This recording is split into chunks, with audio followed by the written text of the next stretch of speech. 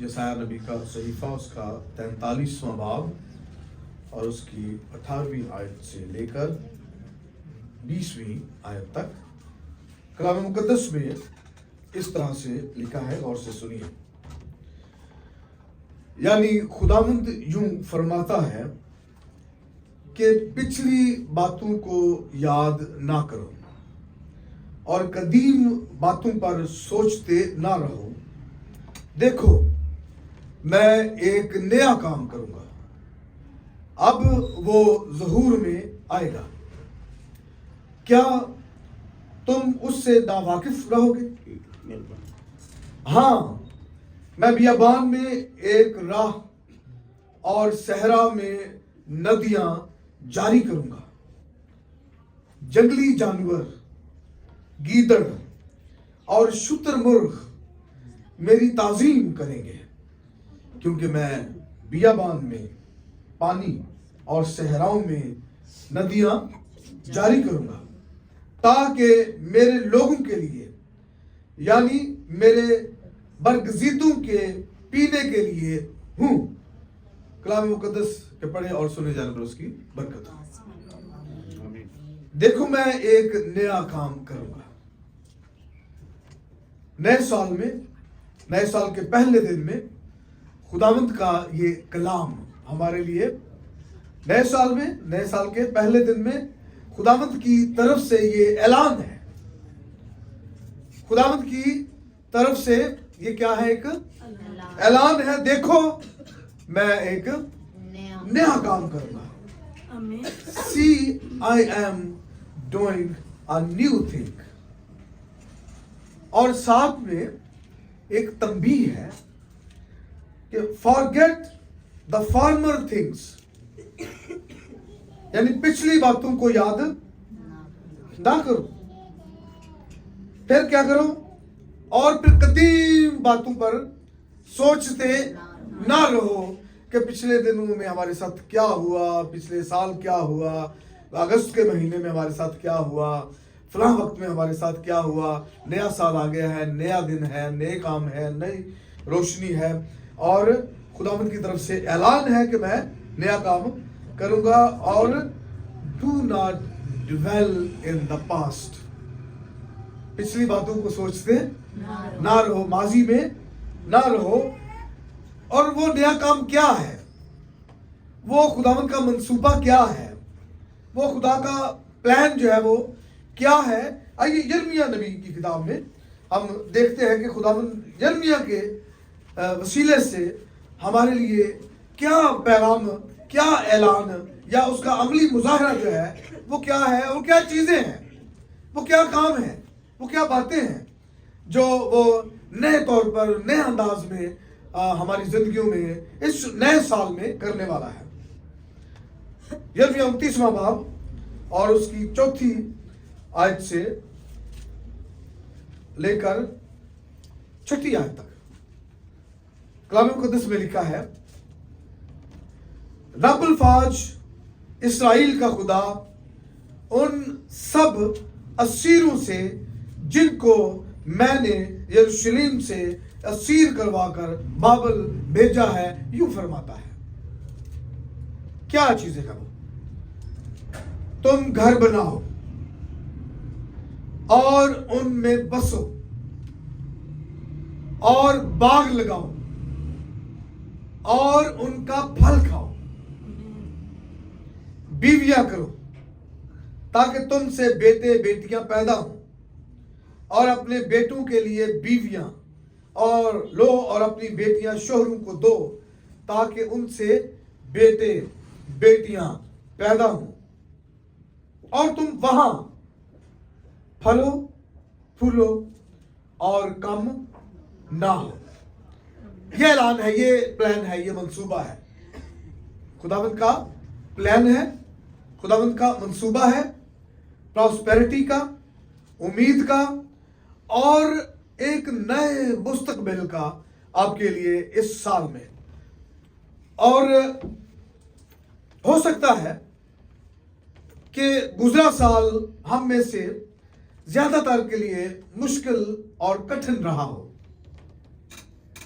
درد اور ہسارے کا سال رہا ہو. ہم نے خدا کی برکتوں کو بھی دیکھا اور مشکلات کو بھی ہم نے دیکھا. تاہم ہم غور سے یہ بات سنیے گا, ہم ہر طرح کے حالات میں بڑھنے, گرو کرنے, بڑھنے اور شکر گزاری کے لیے بلائے گئے ہیں. دو چیزیں, ٹھیک ہے. ہم ہر قسم کے حالات میں بڑھنے اور شکر گزاری کے لیے بلائے گئے ہیں. اور کیا ہم ہاتھ اٹھا کر 2025 کے لیے شکر گزاری کر سکتے ہیں؟ کیا ہم خدا کی شکر گزاری کر سکتے ہیں؟ Can we thank God for the mountains and valleys? کیا ہم نشیب و فراز کے لیے شکر گزاری کر سکتے ہیں؟ اچھے اور برے تجربات کے لیے خداوند کے لیے حضور میں شکر گزاری کر سکتے ہیں؟ ہر طرح کے فائدے اور نقصان کے لیے کیا ہم خداوند کی شکر گزاری کر سکتے ہیں؟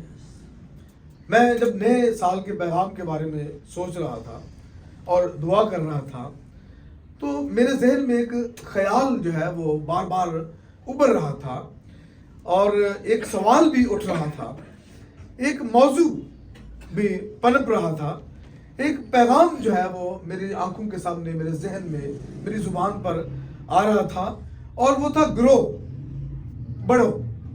کیا تھا؟ گرو, بڑھو, گروتھ, بڑھنا. سو اس سال بھی گزشتہ سالوں کے ساتھ ساتھ گزشتہ سالوں میں بھی خدا کے ہماری زندگی میں منصوبے رہے ہیں, ٹھیک ہے جی. سو اس سال بھی 2026 میں خدا چاہتا ہے کہ ہم بڑھیں اور ترقی کریں, بڑھیں اور ترقی کریں, گرو کریں اور پراسپیرٹی کی جانب گامزن ہوں. کیسے؟ کون سے وہ ذرائع ہیں جن سے ہم بڑھ سکتے ہیں, اور زندگی کے وہ کون سے پہلو ہیں جن میں ہم نے بڑھنا ہے, ٹھیک ہے. زندگی میں وہ کون سے پہلو ہیں, کون سے ایسپیکٹس ہیں جن میں ہم نے بڑھنا ہے اور ترقی کرنا ہے, اور وہ کون سے ذرائع ہیں جن کو ہم استعمال میں لا کر زندگی کے ان پہلوؤں میں ترقی کریں گے اور بڑھیں گے. دیکھیں وہ پہلو کون سے ہیں. ترقی کریں گے ہم اس سال میں پچھلے سال کو بھول کر کہ ہم نے پچھلے سال یہ نہیں کیا, ہم سے وہ نہیں ہو سکا, ٹھیک ہے جی. پچھلی باتوں پر سوچتے نہ رہیں, یہ سایہ نبی جو ہے ہمیں یاد دلاتا ہے. تو وہ روحانی, وہ کون سے پہلو ہیں؟ پہلا روحانی پہلو ہے, روحانی طور پر اسپرچولی ہم نے گرو کرنا ہے, سب سے اہم بات. دوسرا جسمانی پہلو ہے, فزیکلی ہم نے کیا کرنا ہے؟ گرو کرنا ہے. پھر تیسرا ہے سماجی پہلو, سوشلی ہم نے گرو کرنا ہے. چوتھا ہے مالی پہلو, فائنینشلی ہم نے گرو کرنا ہے. اور میں نے اس جو روحانی پہلو ہے اس کو سب سے اوپر رکھا ہے, سب سے پہلے رکھا ہے. Have you talked or thought about growth?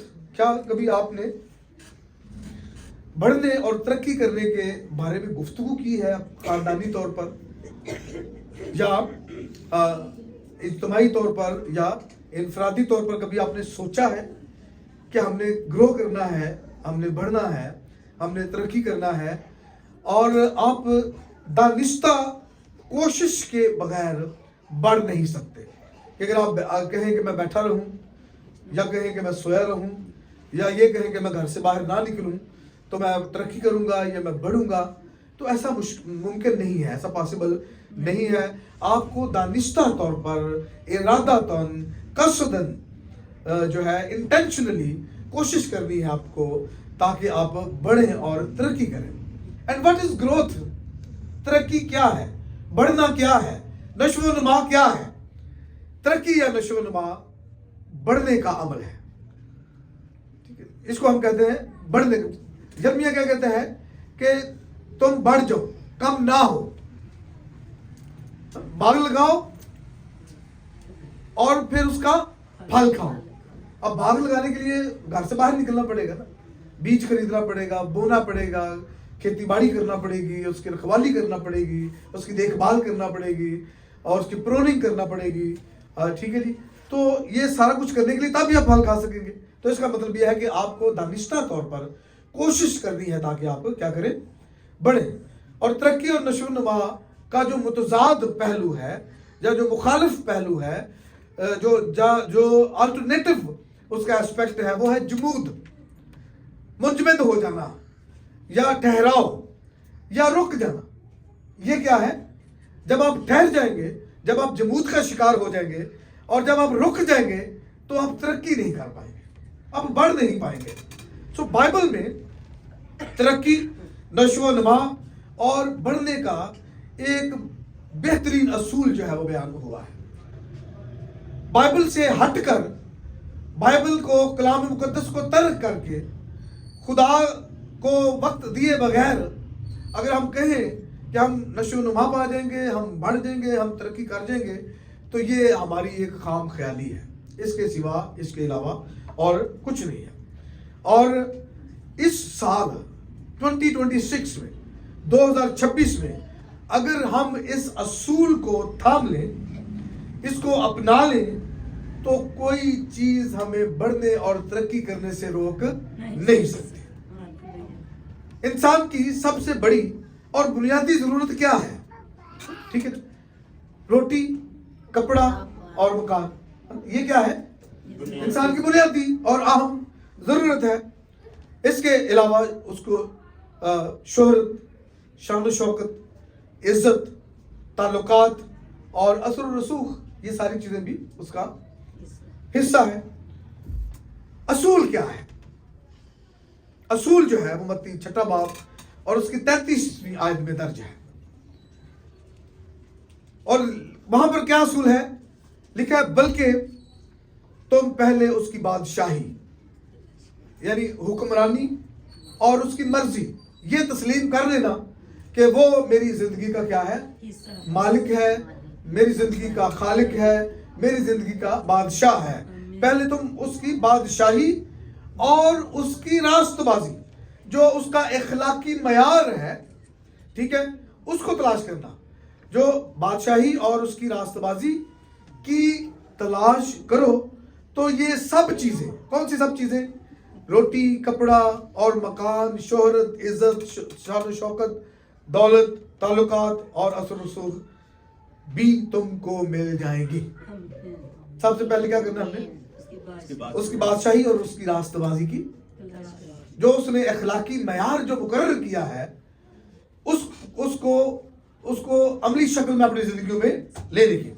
سو اس اصول پر عمل پیرا ہونے کے لیے، اب اس اصول پر بھی عمل پیرا ہونے کے لیے 4 اصول اور ہیں. ٹھیک ہے جی، اس اصول پر عمل پیرا ہونے کے لیے 4 سادہ سی چیزیں ہیں، ٹول ہیں یا قاعدے ہیں جو درکار ہیں تاکہ ہم اس اصول پر عمل پیرا ہو کر وہ جو ہماری بنیادی اور اہم اور بڑی ضروریات ہیں ان کو ہم حاصل کر سکیں.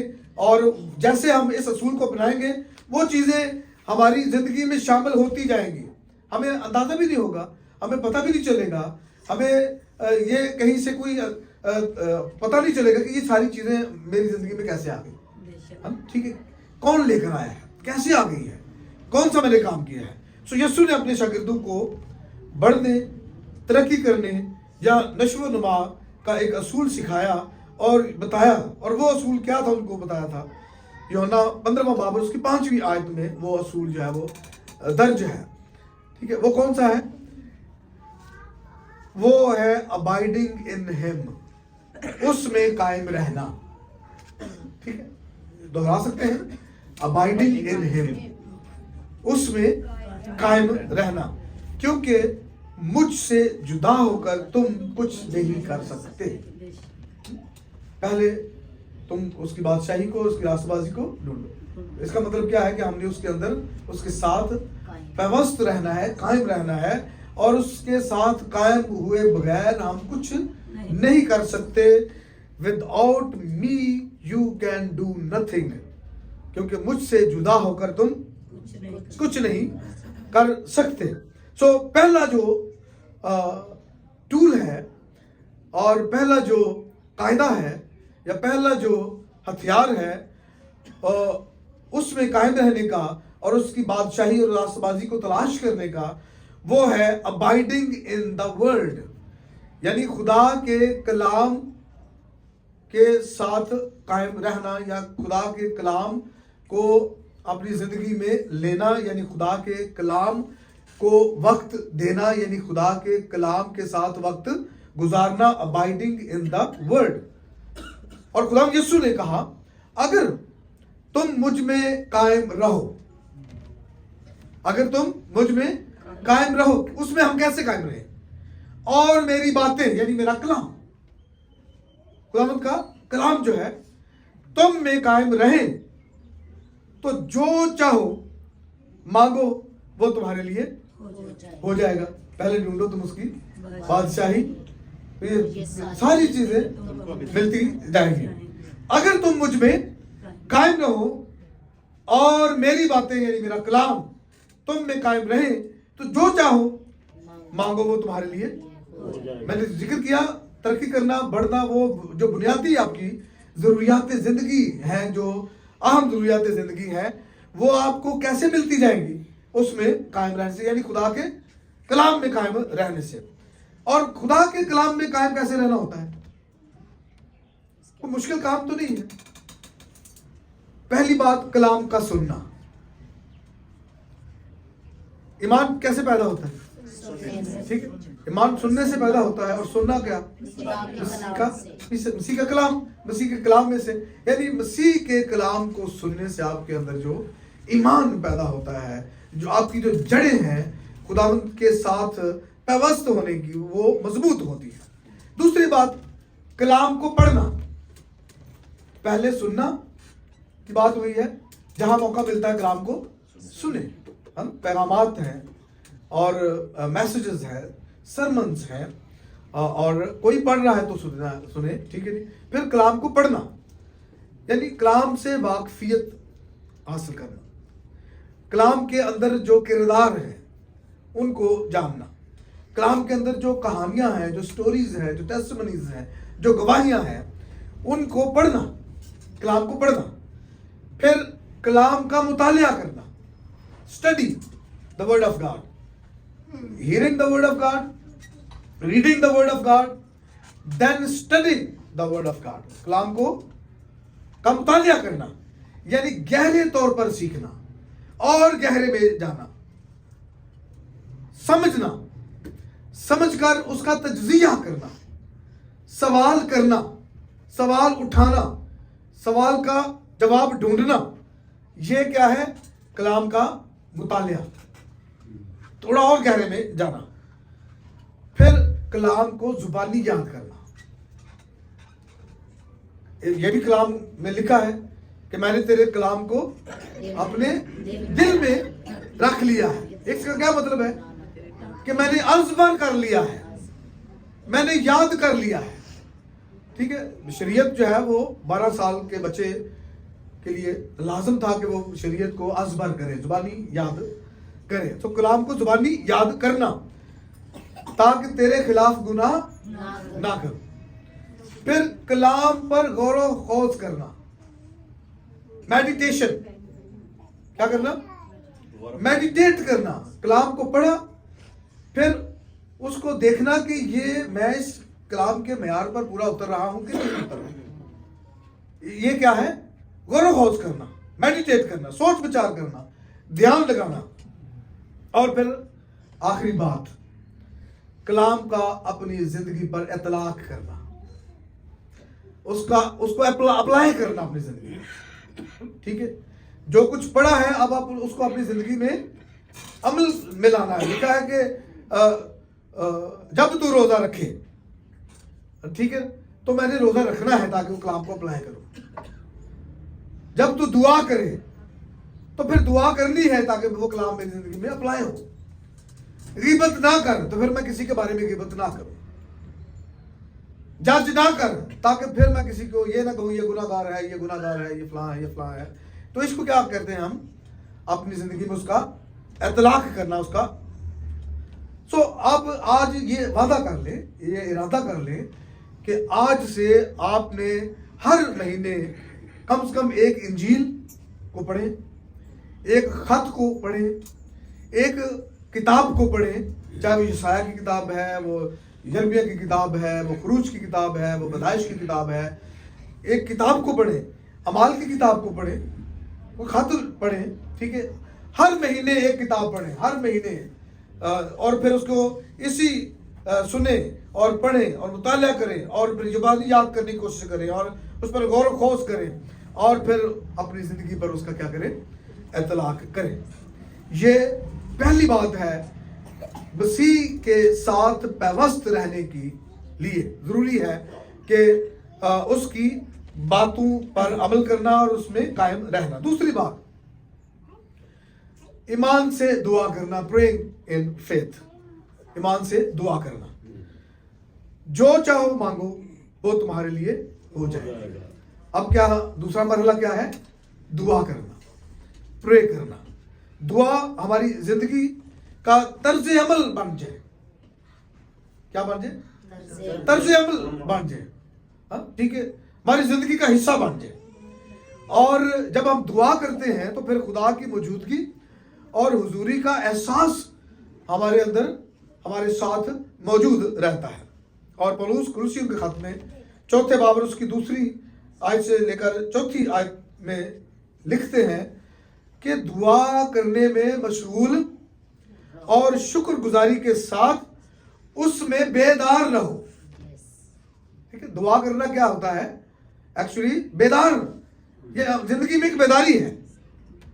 और साथ साथ हमारे लिए भी दुआ किया करो कि खुदा हम पर कलाम के दरवाजे खोले ताकि मैं मसीह के उस भेद को बयान कर सकूं जिसके सबब से कैद भी हूं।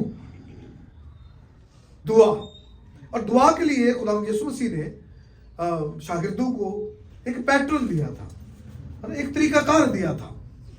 उन्होंने कहा कि हमें दुआ करना सिखा, तो उसने फिर एक खाका, एक पैटर्न, एक तरीकाकार दिया था।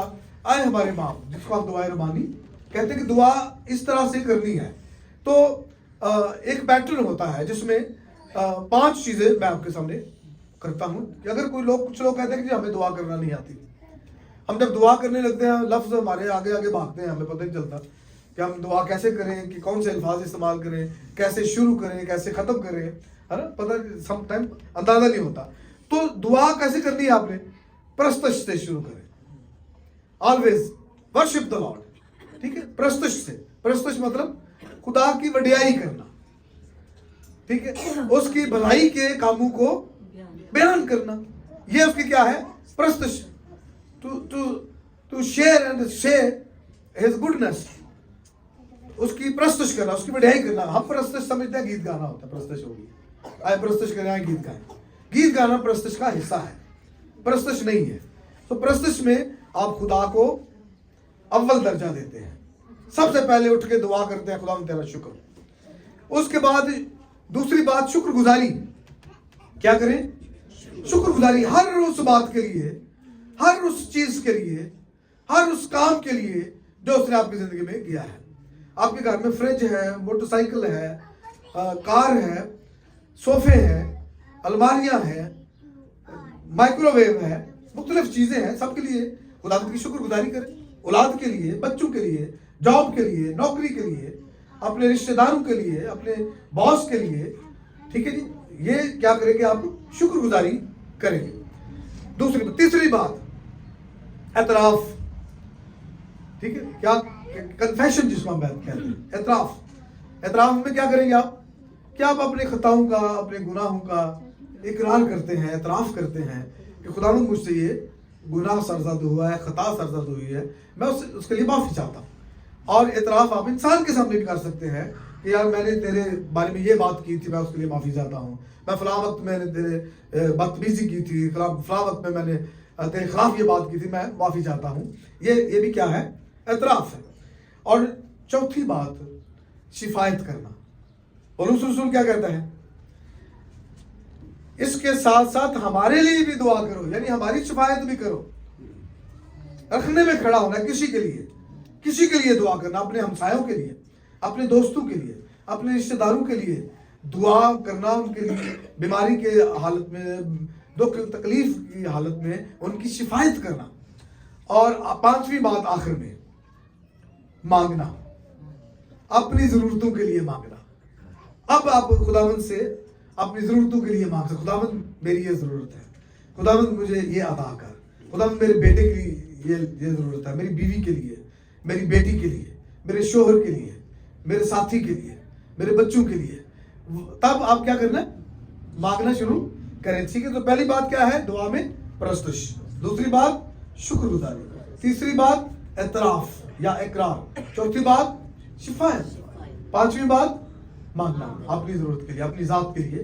ٹھیک ہے, اپنی ذات کو پیچھے رکھنا ہے. ٹھیک ہے جی, یہ دو باتیں. تیسری بات جو ہے, ہم بات کس چیز کی کر رہے ہیں, گرو کرنے کی, ہے نا, بڑھنے کی, ترقی کرنے کی. تو دو اصول میں نے آپ کو ابھی تک بتائے ہیں. ابائڈنگ ان ورڈ, خدا کے کلام میں قائم رہنا.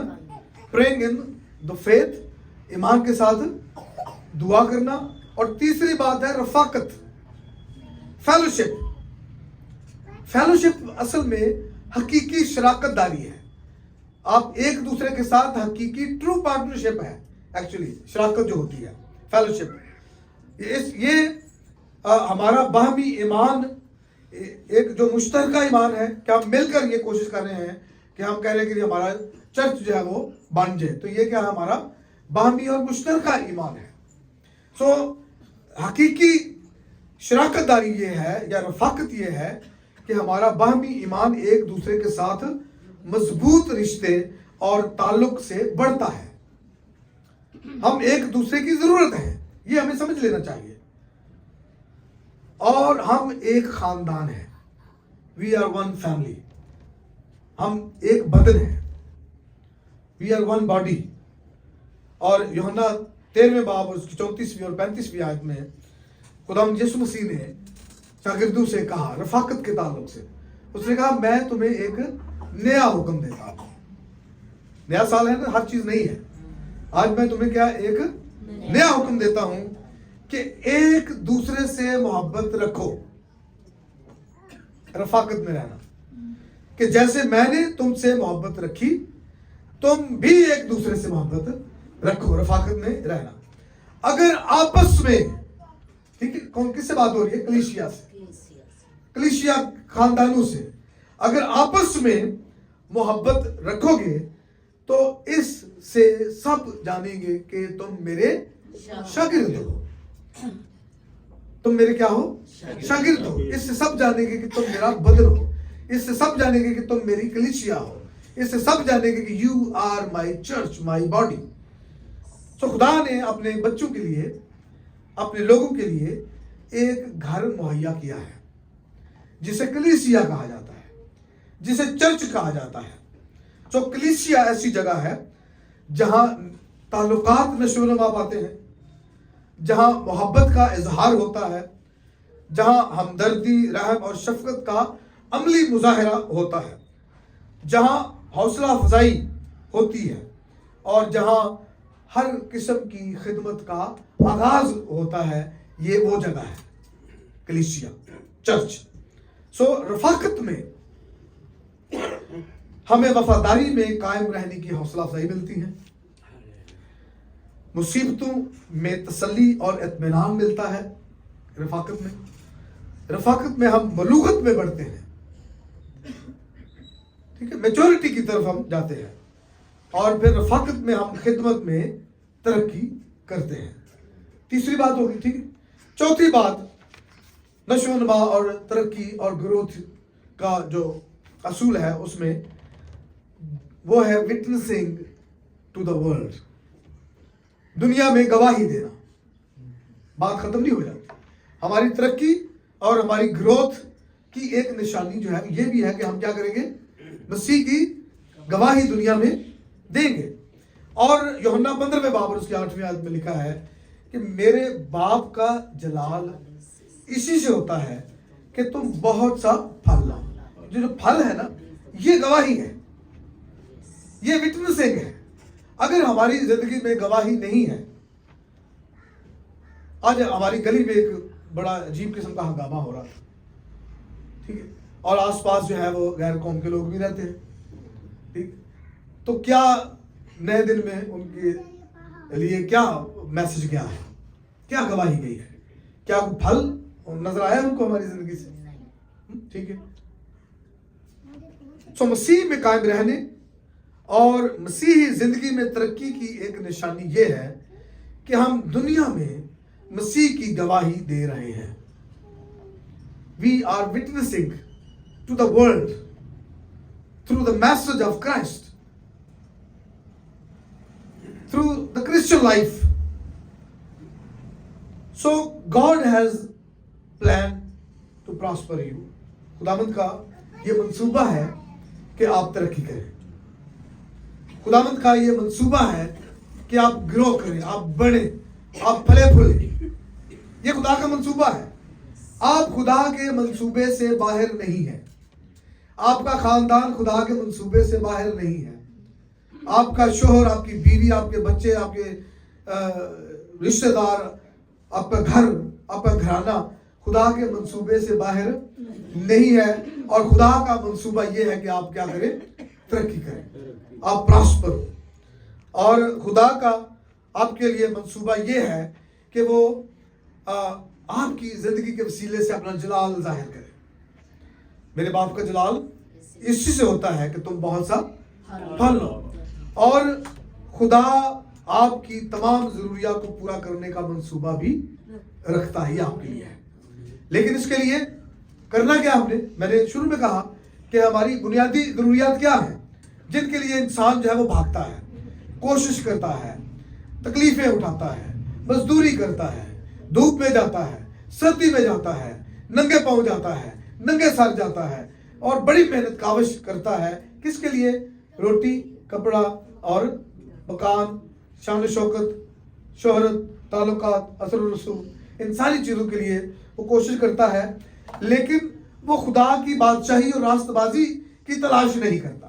اگر وہ خدا کی بادشاہی اور راست بازی کی تلاش کرے تو یہ ساری چیزیں جو ہے وہ اس میں شامل ہوتی جائیں گی. تو اس سال آپ نے ان باتوں کو پلے باندھ لینا ہے, ارادہ کر لینا ہے, قصد کر لینا ہے, اصول بنا لینا ہے کہ آپ کی ترقی کا منصوبہ خدا رکھتا ہے.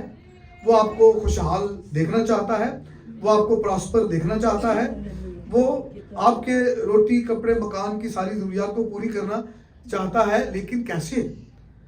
آپ نے اس کو اول درجہ دینا ہے. کیسے؟